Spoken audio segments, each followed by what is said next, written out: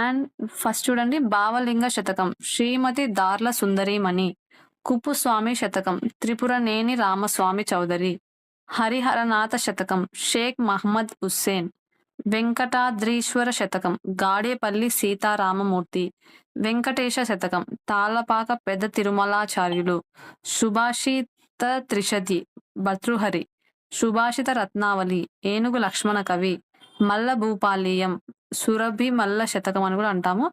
'ఏలకూచి బాల సరస్వతి' గారు. నెక్స్ట్ 'సుమతి శతకం', బద్దెన భద్రభూపాలుడు ఆయన పేరు.